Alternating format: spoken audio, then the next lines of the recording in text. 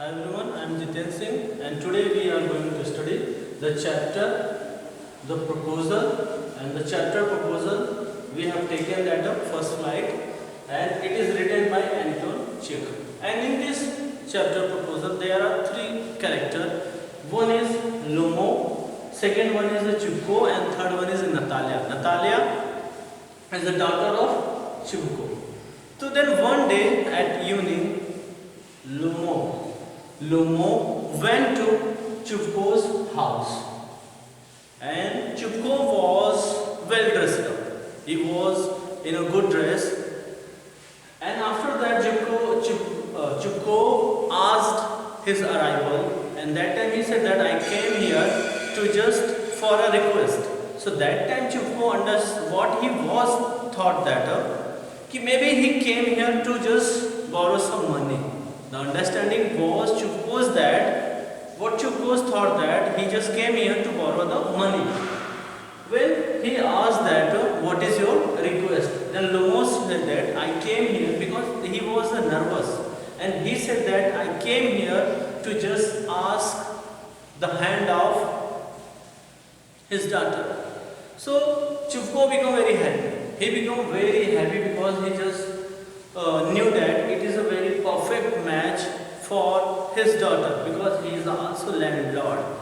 And after that, Lomo's idea about Natalia, Chupko went inside the house to just call Natalia. So that time Lomo thought that Natalia was a beautiful and she is also a good housekeeper. And suddenly Natalia arrived. So that time the discussion changed into hot debate because Lomo, he was very nervous. He was unable to say that what was the purpose to came here. And he said that we are a friend for a long time, and Lomo started to discuss about the property he had, the Oxen Meadow. He has a property, Oxen Meadow, whose boundary touch the Chupko's birch wood. Means the Oxen Meadow was between the marsh and the birch wood. He said that this is my property, and after that Natalia, she became angry on that. What she said that the property of the Oxen Meadow is mine.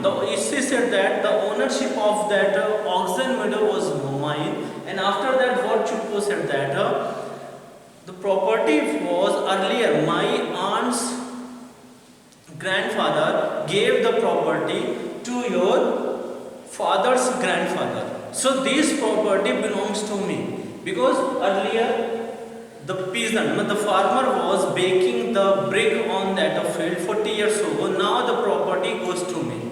And after that there means Natalia's argument against Lumpo. They were started to just, there was a heat arguments between that and they started to abuse to each other.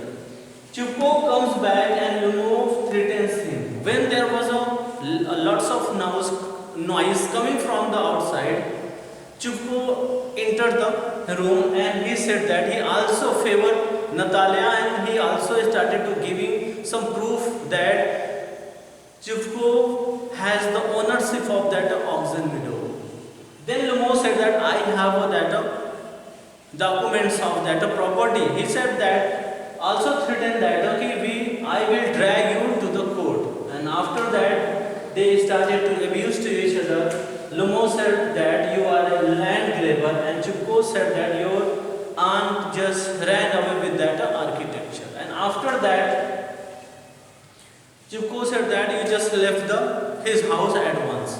And after that Lumpo left his house. Natalia comes to know about the proposal, and after that Natalia asked that why he just came here. Then Chupko said that he came here for the proposal of your marriage. So that time Natalia started to weeping before her father, and her father again called that the Lumpo there. Lumpo comes back and now they fight for the dogs. Again when Lumpo came back, then Natalia asked sorry, pardon me, and she said that the Oxen Meadow belongs to you, it is not my property. Okay, she again become happy, and after that Lumpo talk about his dog which he has purchased by 125 rubles. So then Natalia said that she has a squeezer. A squeezer is her dog's